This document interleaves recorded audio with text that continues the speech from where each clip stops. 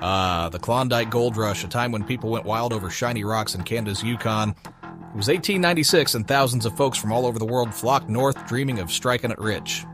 But here's the kicker. The real stories? They're way crazier than you might think. Grab your pickaxe, because we're about to dig into the wild and funny untold tales of the Klondike Gold Rush. First up, Dawson City. Before the Gold Rush, it was a tiny, quiet spot in the Yukon. But overnight, it exploded into a booming town. Thousands of people arrived thinking they'd find gold, but instead they found mud. A lot of mud. Yep, the streets of Dawson were a muddy mess. Imagine walking all day in freezing cold and wading through knee-deep muck. It's not quite the adventure people had in mind, but if the mud wasn't bad enough, the food situation was even worse. With thousands of hungry people and limited supplies, food was scarce. So, what did people eat? Beans. Beans for breakfast, lunch, and dinner. Can you imagine, after a long day of digging for gold, coming back to eat more beans?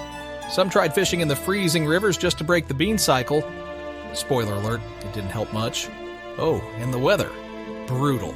Howling winds regularly swept away entire camps. You'd come back from a long day digging for gold only to find your tent had blown halfway to Alaska. But the worst part? Con men. Dawson was full of them. One infamous scammer, Jefferson Soapy Smith, ran a completely fake telegraph office. People paid to send messages home, not knowing the wires didn't even work. Soapy just pocketed the money and laughed all the way to the bank. Why dig for gold when you can just trick others into giving you theirs, right?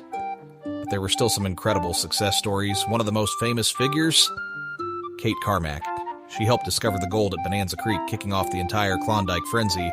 Kate was tough as nails, surviving the harsh conditions long after others gave up. Kate didn't just find gold, she made history.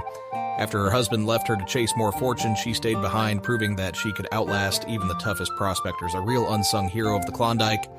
So next time you think of the Klondike Gold Rush, don't just picture piles of gold. Think of the mud, the beans, the windstorms, and the scammers, but most of all, remember the ones like Kate, who never gave up on their dreams. Thanks for watching. If you like this nugget of history, make sure to strike that subscribe button and hit the bell for more untold stories. Stick around because we've got plenty more treasures to uncover. See you next time.